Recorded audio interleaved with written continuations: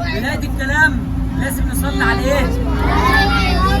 على سيدنا النبي، يقول عليه افضل الصلاه والسلام.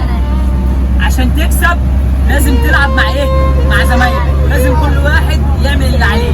قول لي يا زين. انت رايح مش عشان تتدلع، انت رايح تلعب ماتش في الدوري، صاحي نايم بدري وصاحي بدري عشان رايح مشوار، عشان خاطر تروح ترجع وتيجي تكسب، صح يا رجاله؟ تبقى راجع ايه؟ بالمكسب. عمرك ما هتكسب غير لما تلعب مع ايه؟ مع زمايلك.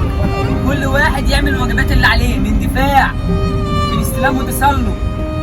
نلعب مع زمايلنا، نروح بهجمه منظمه زي ما اتمرنا، تخلص في الجول، صح كده يا رجاله؟ مش عايز حد يأنن، اعمل اللي عليك، اجتهد في الكوره، والباقي بتاع ايه؟ بتاع ربنا. تمام؟ ما تتعصبش على زميلك، ما تخرجش عن شعورك مهما يخبطوا فيك، في صفارة حكم، في ايه؟